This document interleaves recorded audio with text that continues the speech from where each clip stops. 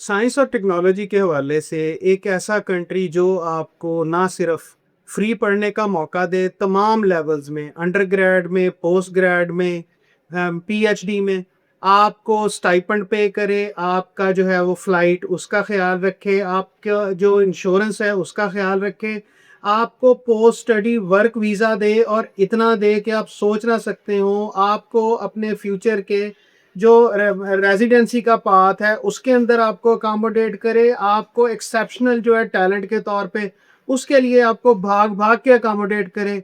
क्या ऐसा कंट्री कभी आपने सोचा है? ऐसा कंट्री मौजूद है लेकिन हम लोगों का ध्यान उस पर नहीं जाता।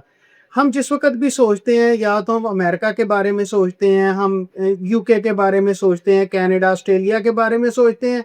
जिस वक्त हम एशिया में आते हैं तो हम जापान से नीचे किसी कंट्री के बारे में नहीं सोचते।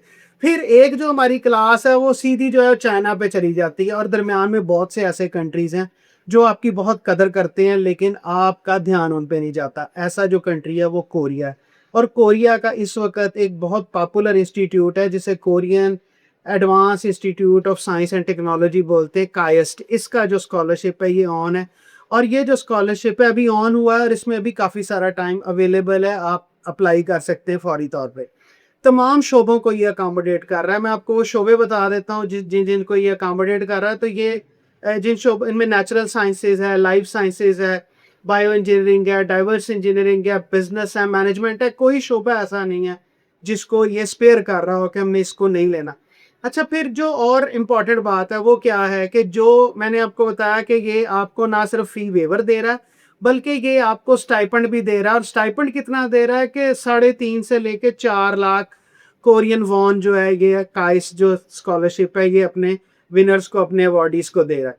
अच्छा, फिर जो और इम्पोर्टेंट चीज़ है वो क्या होती है कि आपको एक तो ये दे दिया, स्टाइपेंड दे दिया, आपको तमाम जो है रिक्वायरमेंट्स आपकी पूरी कर दी, आपकी लिविंग जो है वो उसको आसान कर दिया आपके लिए, ट्यूशन का आपका जो बर्डन है उसको हटा दिया, साथ में आपको टीचिंग असिस्टेंट की, रिसर्च असिस्टेंट की ऑन कैंपस जॉब दे दी ताकि आप जल्द अज जल्द जो है अपनी डिग्री को भी मुकम्मल करें, डिस्टिंक्शन के साथ मुकम्मल करें और जिस वक्त आप पास आउट हों तो या तो जो उनका क्रिटिकल है डिमांडिंग फील्ड्स उनके अंदर आपको अकोमोडेट कर दे या आपको जो है ना दूसरे किसी और पीआर की जो स्ट्रीम है उसके अंदर ले आए, आपको लॉन्ग टर्म जो है अपने साथ रखे। पीएसडब्ल्यू जो दिया जाता है वो 3 साल तक का पीएसडब्ल्यू दिया जाता है, 2 साल का, 3 साल का।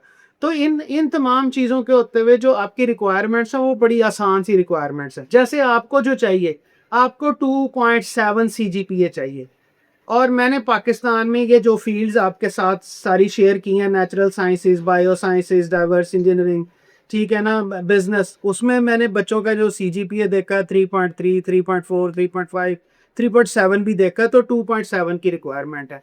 अच्छा, फिर लैंग्वेज की जो रिक्वायरमेंट है वो आइल्स की रिक्वायरमेंट है लैंग्वेज की, और वो जो यूजी वाला है उसके लिए ओवरऑल 6 चाहिए, नन लेस देन 5.5, और जो पीजी वाला है उसके लिए ओवरऑल 6.5 चाहिए, नन लेस देन 6, और बाज़ जो फील्ड है उनमें 5.5 वाले को भी अकोमोडेट कर रहे हैं। अच्छा, जो इसके अंदर ऐसी चीज़ है जो थोड़ी सी डिफरेंट है वो क्या है कि आपकी जो रिकमेंडेशन है, हम आमतौर पे रिकमेंडेशन लेटर अपनी यूनिवर्सिटी से, अपने कॉलेज से बनवा के उसको सेंड कर देते हैं, साथ अटैच कर देते हैं। यहाँ पे ऐसा नहीं है।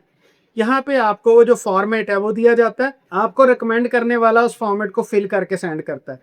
और आपकी अगर एप्लीकेशन की जो डेडलाइन है ना वो अगर 1 सितंबर है तो आपको 8-10 दिन जो रिकमेंडेशन सेंड करवाने के लिए एडिशनली दिए गए हैं ताकि आपके ऊपर किसी किस्म का कोई प्रेशर ना आए।